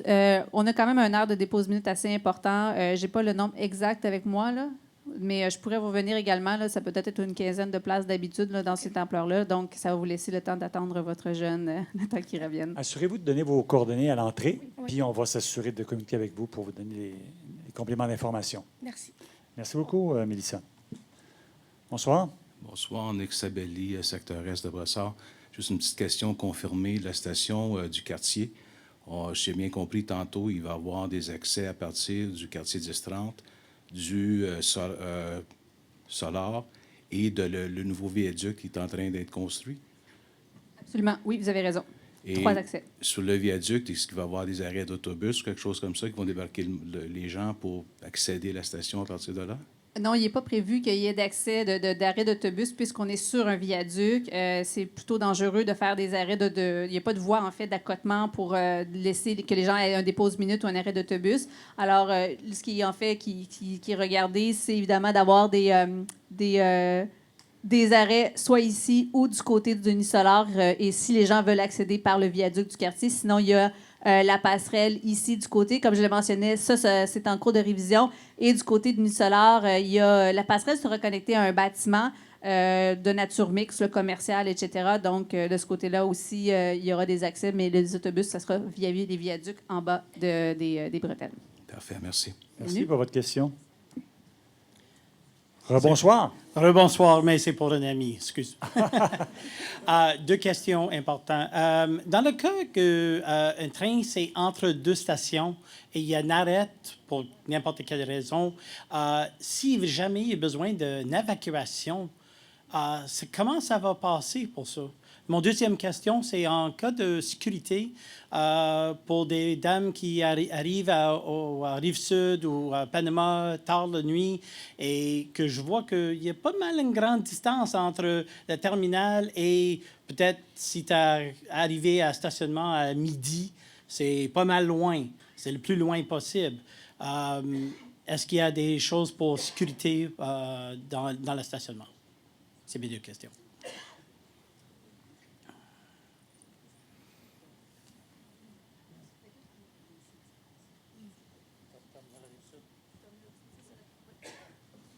Bon, merci pour vos questions. Donc, la première question, les évacuations. Le système qu'on met en place, c'est des systèmes qui sont très flexibles. Donc, première des choses, on tente par tous les moyens, finalement, de ne pas faire d'évacuation de 2 stations. Les trains peuvent circuler dans les 2 directions sur les 2 voies. Donc, on a 2 voies de circulation de train. Ils peuvent circuler sur les 2 voies dans les 2 directions. Ensuite, on a également des appareils de voie qui permettent de contourner s'il arrive un événement sur un train, donc de continuer le chemin en passant à côté sur l'autre voie et aller plus loin. C'est certain qu'il n'y en a pas partout, mais il y en a suffisamment pour être capable d'avoir une flexibilité. Le deuxième des cas où il y aurait également un train en perdition, on va l'appeler comme ça, on peut amener un autre train, aller chercher le train. Donc, on peut approcher un train avec les systèmes automatisés. Les contrôles de train nous le permettent. Donc, on peut aller chercher le train, accrocher le train et le pousser ou l'amener à la station. Donc, c'est le premier événement qu'on veut faire. Toutes les analyses de risque et toutes les procédures qu'on met en place convergent vers ces situations-là, c'est-à-dire d'aller chercher les trains. Si, à la fin de tout ça, on ne réussit pas à y aller, on envoie du personnel pour aider, mais les aménagements, le long des voies, il y a un trottoir de cheminement. Donc, lorsqu'une porte est ouverte pour évacuation, on peut ouvrir les portes de train à distance. Le centre de contrôle de la Rive-Sud peut ouvrir les portes sur tous les trains, il peut contrôler les trains. Donc, les gens peuvent évacuer par un corridor d'évacuation, qui est un corridor piéton sur lequel les gens peuvent se diriger à la station. Okay. Absolument. Partout. Partout sur le réseau. Et l'autre question concernant la sécurité des dames, c'est ça qui ont à se déplacer? Bon, partout sur le réseau, encore une fois, sur notre site, que ce soit les stationnements incitatifs, les stations, il y a une surveillance par caméra partout. Et il y a également, comme je disais tantôt, du personnel quand même en service clientèle et du personnel de maintenance, du personnel d'opération qui sont déployés partout sur le réseau. Le centre de contrôle a la disponibilité de toutes les images qui sont captées. Donc, nos stationnements ont des caméras pour surveiller également ce qui peut se passer partout sur le réseau. OK. Merci bien. Merci. Oui, bonsoir. Stéphane Sigouin de Brossard. À la station Rive-Sud, il va y avoir beaucoup d'autobus et d'autos qui vont converger vers là. Et aussi, à la station Panama, on pense qu'il va y avoir comme beaucoup d'autobus qui vont de la Rive-Sud qui vont être dirigés vers là. Il n'y a pas un risque que le métro, pas le métro, mais le REM se remplisse à la station Rive-Sud, puis rendu à Panama, il va être plein. En fait, nous avons l'avantage d'avoir, comme mon collègue l'a mentionné, un réseau automatisé. S'il y a une demande extraordinaire pour le REM, ce que l'on souhaite, on a la possibilité de réduire la fréquence jusqu'à 90 secondes. Donc, on pourrait rajouter encore plus de trains pour répondre à la demande. C'est ce qui nous permet d'ajuster. C'est la beauté du système automatisé, c'est qu'on est sous nos rails, on roule dans un site dédié, on n'a pas besoin de demander la permission à personne si on veut rajouter des trains, par exemple, ce qui est malheureusement souvent le cas pour les trains d'Exo. Ils doivent demander la permission au CN ou au CP rajouter des trains, ce qui n'est pas notre cas. Donc, mais je vous dirais que pour l'instant, toutes les analyses techniques ont été faites. On aura une offre de service au départ qui va largement répondre à la demande. Et si le succès est tel que nous devons rajouter des trains, on rajoutera des départs, ce qui va nous permettre de constamment alimenter, en fait, le nombre de trains qui est nécessaire pour répondre à la demande. OK, merci. Merci, Stéphane. Bonsoir, monsieur. Oui, bonsoir. Denis Arbeck de Brossard. Moi, je voudrais savoir, je ne sais pas si ma question s'adresse à vous, à la mairesse, qu'est-ce que vous allez faire pour que Brossard ne devienne pas un grand stationnement? Pour les gens de Sherbrooke, mettons, qui veulent aller passer une semaine en voyage, bien, ils viennent se parquer dans une des rues de Brossard. Ils restent leurs autos là toute la semaine. Puis nous, on va être pognés avec ça. Vous avez juste 3000 places de stationnement. C'est que les gens vont essayer de déborder comme n'importe où ailleurs dans les rues proches de vos stations. En fait, vous mettez le doigt sur quelque chose de très important. Si on rajoutait plus de stationnement, votre calvaire d'avoir des voitures de l'extérieur serait encore pire. Et il faut vraiment comprendre que l'offre de stationnement, aussitôt qu'elle est donnée, elle est prise. Donc, on a fait le pari d'abord de ramener les places de stationnement avant de rentrer sur le territoire de Brossard. C'est d'ailleurs une demande historique de la Ville de dire essayez d'avoir une offre de transport de stationnement qui n'est pas sur le territoire en amont de l'échangeur 1030 pour capter le plus possible des gens de la région. Ce que je peux souligner également, c'est qu'il y a une volonté très ferme de plusieurs villes de la Couronne Sud de trouver une augmentation, d'avoir une offre de services de transport par autobus beaucoup plus efficace parce qu'eux aussi souhaitent qu'il y ait plus de transport collectif qui se fasse dans leur collectivité, sur l'autoroute 30 qui est congestionnée. Donc, on veut maximiser encore là plus de transport collectif par autobus dans les communautés de la Couronne Sud qui vont se destiner à la station terminale Rive-Sud. On a un important terminus d'autobus. Donc, il y a déjà une réflexion qui est faite tant au niveau des villes, d'Exo, la RTM et nous. Donc, sur la question des stationnements sur rue résidentielle, comme je vous dis, si on n'offre pas le stationnement, on la met en amont de l'échangeur, il y en aura moins sur vos rues. Mais je pense qu'il y a quelque chose à surveiller là avec la mise en service du REM, comment les automobilistes vont se comporter. Et je suis certaine qu'il y aura une vigie très étroite qui sera faite par les élus de Brossard pour s'assurer évidemment que ça reste tout ça des collectivités viables pour vous. OK, merci. Merci, M. Arpin. Bonsoir. Bonsoir, Michel Delisle de Brossard.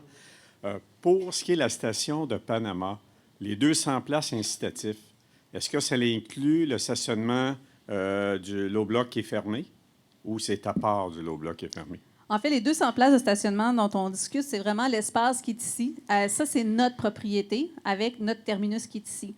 Tout le site qui est ici, c'est un site qui appartient à un promoteur qui s'appelle First Capital.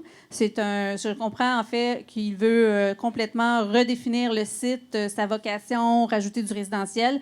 Il y aura une consultation qui sera menée là, pour un plan particulier d'urbanisme du côté de la ville de Brossard pour redéfinir le secteur. Mais non, nos 200 places, c'est vraiment ces espaces-là ici qu'on voit.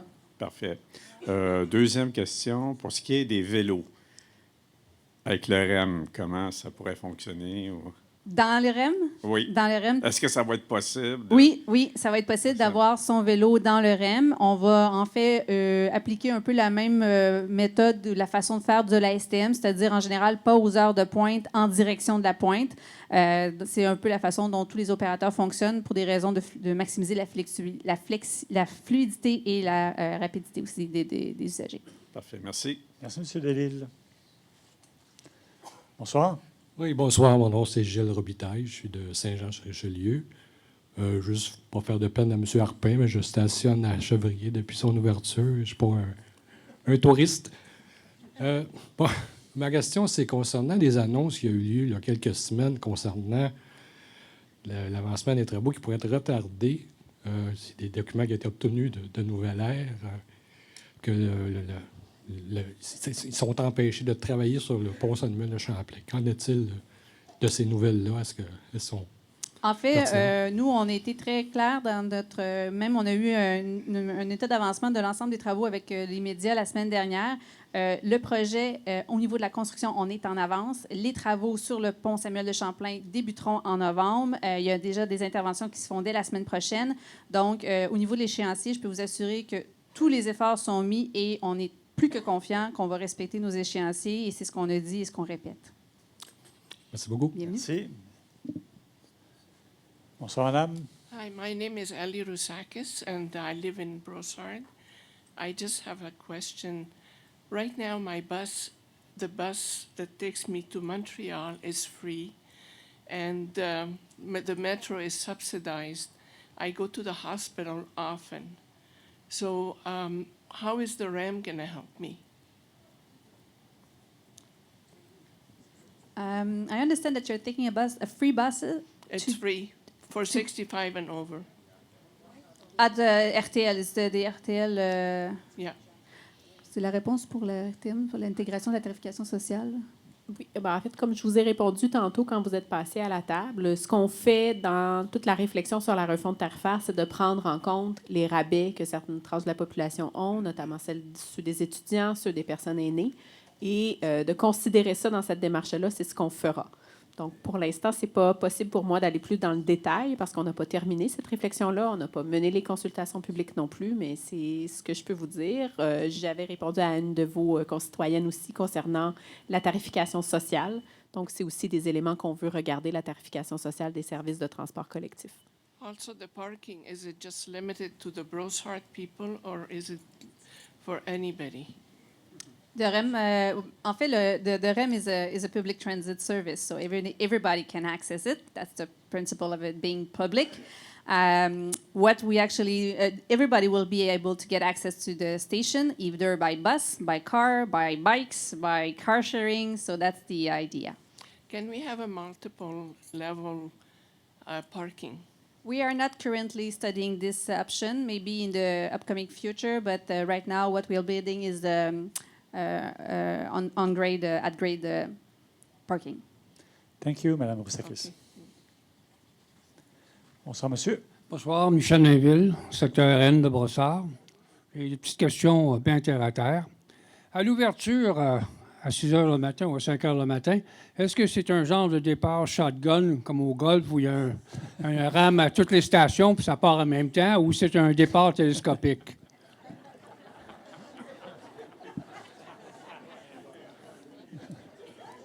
Merci pour votre question. Au golf, je ne sais pas ce que vous préférez comme départ, mais je peux vous dire que non, pour le REM, ce n'est pas un shotgun. C'est un départ des terminus vers le centre-ville. Donc, les trains partent à la queue leu aux heures. Pourquoi pas le shotgun? C'est parce que tous les réseaux sont montés également comme ça, c'est-à-dire les rabattements des autobus, par exemple, et ils n'arrivent pas tous en même temps partout dans la ville. première des choses. Deuxième des choses, il y a aussi une question d'achalandage et de besoin. Donc, généralement, tout le long, même le métro à Montréal, c'est le même principe. Là. Il n'y a pas de shotgun. Donc, c'est un départ par terminus vers le centre-ville et ça y va. Et on monte le service comme ça sur une période de quelques minutes parce qu'il y a quand même à l'extérieur, l'heure de pointe, là, qui n'est pas très longue le matin parce qu'on commence quand même à 5h30. Puis dès 6 heures, on est pas mal dans le début de l'heure de pointe, là, sérieusement. Donc, dans l'espace de 30 à 45 minutes, on monte le service à 2 minutes 30, là, ce qui est assez impressionnant. L'autre bout de la question, maintenant, à 1 heure la nuit, est-ce que c'est une guillotine qui tombe et tout s'est arrêté partout ou la personne qui est embarquée à 1h moins 20 à Dorval, qui est à peu près dans le milieu de la ligne à 1 heure, qu'est-ce qu'on fait avec le cas-là? Je vous rassure, on laisse personne en plan. D'ailleurs, on a des discussions même avec la STM présentement pour s'assurer que les connexions avec le métro vers les extrémités de notre réseau soient bien faites. C'est-à-dire que même les gens qui viennent du métro pourront prendre le dernier REM vers les extrémités, vers les terminus. Okay. Donc, c'est la même chose. Le dernier train, qu'on appelle le train balai, donc celui-là a un itinéraire un peu plus spécial, c'est-à-dire qu'il s'assure que les connexions partout sont faites.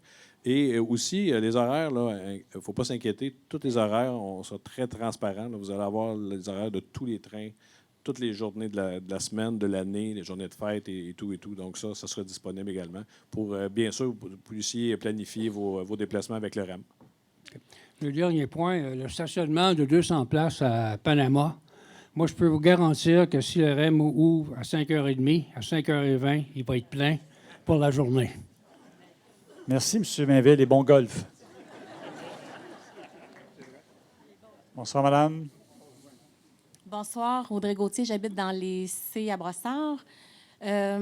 Question concernant le nombre, je vais dire inexistant de places assises prévues dans les trains, ce qui implique que les gens vont être debout. Pour vivre actuellement la situation en autobus, même si on demande aux gens d'enlever les sacs à dos, les porte-documents, ils ne le font pas. Puis je comprends ça parce que les déposer par terre, ce n'est pas une option non plus parce que c'est sale.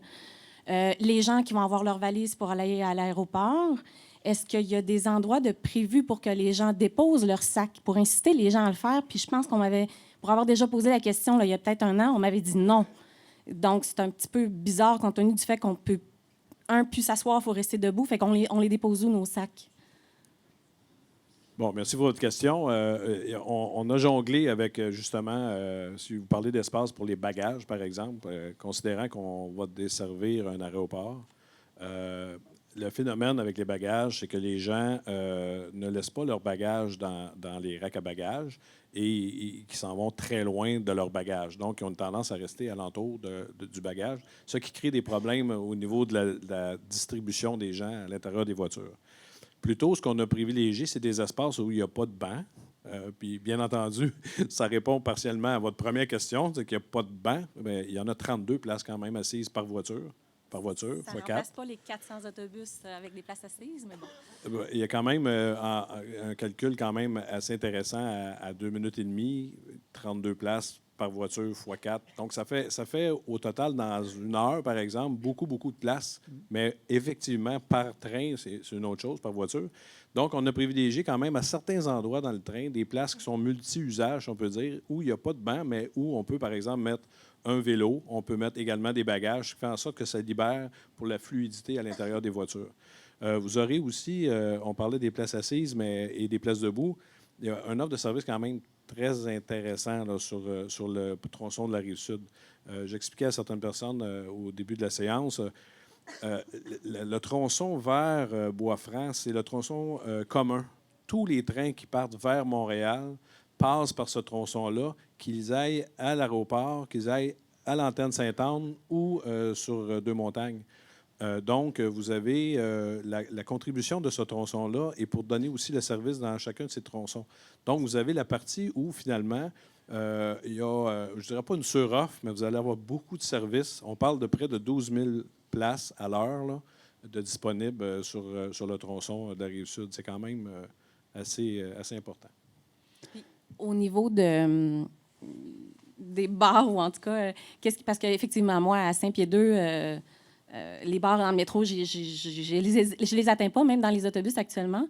Est-ce qu'il va y avoir quand même encore des poteaux verticaux? Moi, c'est ça que je préfère, c'est ça qui est le plus facile pour moi. Là. Je ne suis pas à marcher le bras en l'air de même pendant 20 minutes de temps. J'ai le poteau face à moi, puis mon bras est à une hauteur respectable. Ça, est-ce qu'il va en avoir des barres ou on parle seulement de barres horizontales dans le haut?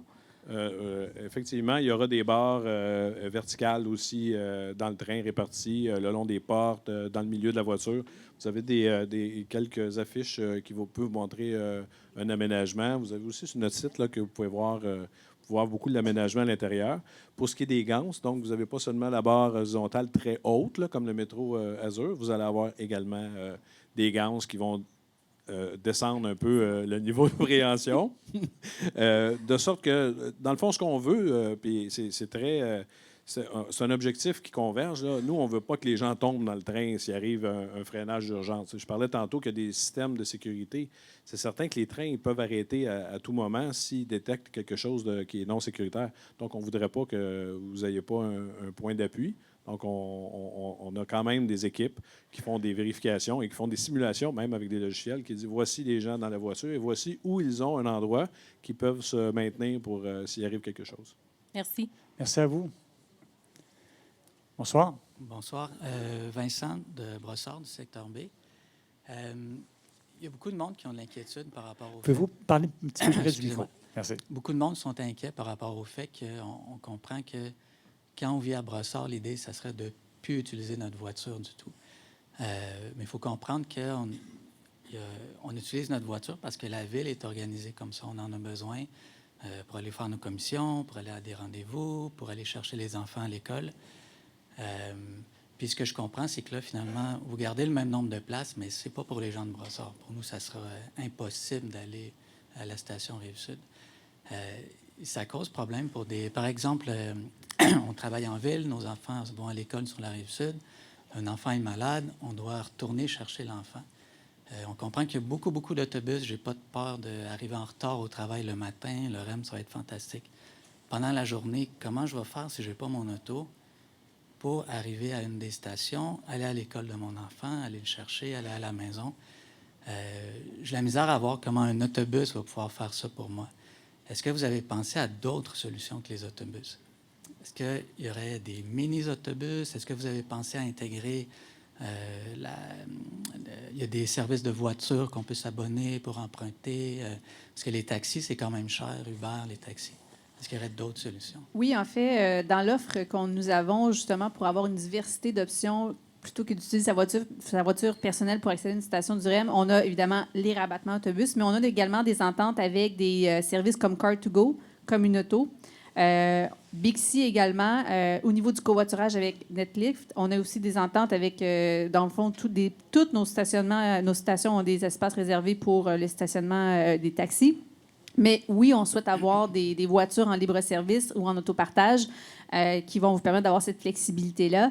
Je vous dirais que le fait que le REM soit en très haute fréquence de service en heure de pointe, mais en dehors des heures de pointe aux 5 minutes, ça vous donne énormément de flexibilité par rapport maintenant peut-être dans les services d'autobus, il n'y a presque pas de service en dehors des heures de pointe. Là, vous allez en tout temps avoir un accès rapide à la station et de la station pour vous rendre au dernier point. Il y aura ces services-là aussi, donc de mobilité alternative avec des services de transport comme une auto Car2Go. OK. Même sur la Rive-Sud, pas seulement à Montréal. On pourrait imaginer qu'il y ait ça à Brossard aussi. Pardon, j'ai pas compris. Les services de voitures libre-service. Oui, en fait, c'est l'objectif qu'on s'est fixé. On souhaiterait avoir ce genre de... En fait, on travaille avec les partenaires comme Communauto et Car2Go pour qu'ils puissent éventuellement déployer leur offre de service sur le territoire de Brossard autour des stations du REM. OK, merci. Si je peux me permettre une autre petite question. Demi-question. Une inquiétude qu'on a, qui a été posée tantôt, c'est que la station Rive-Sud va être pleine. C'est quelque chose qu'on voit souvent avec les autobus, par exemple, quand il y a plusieurs arrêts. On se pointe à un arrêt. Un moment donné, il y a un petit problème qui se passe, il y a trop de monde qui arrive, puis on attend, les autobus sont pleins. Puis finalement, on attend 30 minutes. Est-ce que vous allez penser à quelque chose pour, par exemple, empêcher que le REM se remplisse pour laisser un peu de place pour les autres stations par après? Pour être sûr que finalement, on n'attende pas que l'heure de pointe soit finie à Panama avant de pouvoir embarquer. Avec un départ aux 2 minutes 30, il y aura énormément. Ça ne se peut pas qu'il y ait 600 personnes qui embarquent à chaque 2 minutes 30 dans le train à la station terminale Rive-Sud. Donc, les gens vont arriver au fur et à mesure de leur déplacement. Et le fait qu'il y ait une voiture qui parte aussi fréquemment de la station terminale Rive-Sud, ça vous assure qu'il y aura toujours de la place, même jusqu'au centre-ville, même à l'île des Sœurs. Donc, c'est la façon dont le système est construit, c'est la fréquence. C'est pas comme le train de banlieue présentement où il y a un départ aux demi-heures. C'est certain que tout le monde va régler son déplacement pour être là à l'heure de départ. Donc, le train automatiquement ferme ses portes à un certain moment, même si les gens sont encore en train d'essayer de rentrer. Oui, effectivement. Il n'y a pas seulement le temps de parcours qu'on appelle entre les stations, il y a aussi le temps de stationnement à chacune des stations qui est contrôlé. Donc, après un certain nombre de secondes, parce qu'on parle de secondes, où le train est arrêté avec les portes ouvertes, le système commande la fermeture des portes. C'est des portes quand même avec une certaine intelligence. Il y a des détecteurs qui font en sorte que recyclage, les portes ne fermeront pas sur les gens. Il n'y a pas des accidents. On ne veut pas qu'il y ait d'accidents avec ça. Mais effectivement, le temps d'arrêt en station est également contrôlé. Madame Cousineau signalait tantôt de l'offre également. On parle de 2 minutes et demie, mais notre système est conçu pour 90 secondes. Donc, entre le 2 minutes et demie et les 90 secondes, on a encore une marge aussi. On peut augmenter le service. Et comme c'est un service qui est plutôt un système qui est complètement automatisé, la flexibilité, elle est complète pour augmenter le service. L'offre de service également, si on parle de l'offre de service sur l'ensemble du réseau, elle est vraiment planifiée en fonction des gens entrant dans chacune des stations. Donc, c'est pas pour seulement une station. C'est pas le modèle où on rend après un train et après, il s'en va à une destination unique. C'est vraiment un service type métro. Donc, l'offre de service, le nombre de trains qui passent aux 15 minutes, aux 20 minutes, sont calculés en fonction des besoins tout le long du passage des trains, de sorte que les gens n'attendent. Dans le fond, ce qu'on ne veut pas, c'est que vous arrivez à votre station, peu importe la station sur le réseau, que vous arriviez devant un train qui arrive et qu'il est bondé, vous ne pouvez pas rentrer dedans. Si ça arrive, c'est parce qu'on a fait une mauvaise planification. Donc, on doit rajouter des trains jusqu'au moment où ça n'arrive pas, ces choses-là. Très bien. Merci beaucoup. Bonsoir, madame. Good evening. Bonsoir. Bonsoir. Ginette Vezot, à Brossard, sur le boulevard Leduc. Dans vos stationnements, est-ce que vous avez prévu de dédier des places aux Brossardois? Parce que si j'écoute les gens qui parlent, ça vient de Saint-Hubert, ça vient de Candiac, ça vient de la Prairie, ça vient de partout. Puis comme actuellement, on n'est pas capable, nous, d'avoir des places de stationnement si on veut sortir en plein jour dans nos stationnements incitatifs, est-ce que vous avez des places de dédiées pour les gens de Brossard? Et ma deuxième question est, au stationnement de Panama, à 200 places, est-ce que c'est strictement pour les citoyens ou s'il va y avoir des places dans ça pour les employés? Alors, merci pour votre question. C'est un service public. Alors, nous n'avons pas de place réservée nécessairement pour les brosseurs d'oies. L'objectif, c'est que le système soit utilisé par le plus grand nombre d'usagers et la raison pour laquelle on met en place toutes les mesures alternatives, que ce soit par autobus, c'est pour offrir le plus grand nombre d'options aux brosseurs d'oies comme aux autres citoyens de la Couronne Sud et de l'agglomération. Pour la deuxième partie de votre question, c'était sur... Le stationnement incitatif à 200 places. C'est les employés qui vont stationner. Effectivement, il est en discussion de notre côté. Là. Il y aurait certaines places de stationnement pour les employés. On parle surtout, en général, des chauffeurs d'autobus. Mais le nombre présentement de places serait réservé, comme dans tous les stationnements d'ailleurs, que ce soit à Longueuil, ce genre de choses-là existent, il n'est pas encore précisé aujourd'hui. C'est en discussion. Parfait, merci. Merci, madame. Rebonsoir, Cindy. It's a quick one. OK. Do you guys have a deployment plan that's going to say, okay, the trains will start, but buses will continue? The 1,200 places at Panama will still be active? Are you having like a pilot plan? Like the first month will be just train only, keep everything as is. The next month, integrate. Okay, let's get rid of the Panama, you know what I mean? Like, do you have a specific plan that it won't be all one switch, that boom, train, all, you know what I mean? Like RTL stops, the train only. Like, are you going to gradually implement this and you have a deployment plan so that it's not going to be so hard on everybody all at once? Actually, what we are aiming to do is that when the RLM will be in operation, all the services from the RTL will already be in place, and all the communication of these alternative services will already be done. So the idea is that we're going to prepare you to the switch. But the idea is that when the REM is in operation, then the other services of the RTL are also in operation. So the idea is to work together to get you to the switch, but we're not planning to have both services at the same time, even in the gradation phase. Okay, thank you. Thank you. Thank you, Cindy. Bonsoir. Peut-être la Bonsoir. dernière question, peut-être? Merci. Bonsoir. Louis Riendeau, résident de Brossard. Nous, on demeure dans le quartier 10-30, à 1 kilomètre de Chevrier et probablement 1 kilomètre de la station du quartier. Alors, ma question, ça s'adresse surtout aux gens du RTL. Y a-t-il quelque chose de prévu pour moi me permettre de ne pas être obligé d'utiliser mon véhicule, aller me stationner à la station Terminal Rive-Sud, qui est à presque 3 kilomètres de chez nous, mais de pouvoir aller prendre la station du quartier sans être obligé de me taper le kilomètre ou de marche. Je suis encore assez en forme, pas de problème, mais il y a quand même beaucoup de gens qui ne sont pas capables de marcher 1 kilomètre pour aller les choses, puis qui demeurent dans le quartier. Merci, monsieur, pour la question. Je pense que je l'ai en partie déjà répondu. À l'étape où on est en ce moment, je ne peux pas vous répondre à dire exactement quels services vont être offerts, sur quelle rue, à quelle fréquence. On n'est pas rendu à ce niveau de détail-là. Par contre, votre préoccupation, on la connaît. Elle nous a été partagée en consultation. Vous nous la ramenez ce soir. On le sait. Il y a des améliorations qui sont très souhaitables. Puis notre objectif, c'est sûr, c'est de vous amener dans le transport collectif le plus rapidement possible et non pas de vous obliger à prendre la voiture. Conscient aussi que ça ne peut pas répondre à tout le monde, à tous les besoins, mais on va essayer de le faire le mieux possible pour que la transition se fasse, comme je disais, le plus facilement pour vous. Merci. Merci beaucoup, M. Riendeau. C'était la dernière question. Merci beaucoup à tout le monde. J'ai un petit mot pour la fin là, pour vous donner quelques informations. Donc, merci beaucoup d'avoir été là. Pour ceux qui veulent être informés des travaux, je vous invite à vous abonner au bulletin web Rive-Sud. Donc, vous pouvez le faire à partir du site web du REM, donc au rem.info. Vous pouvez également même aussi retrouver l'essentiel de la présentation de ce soir sur ce site-là, rem.info.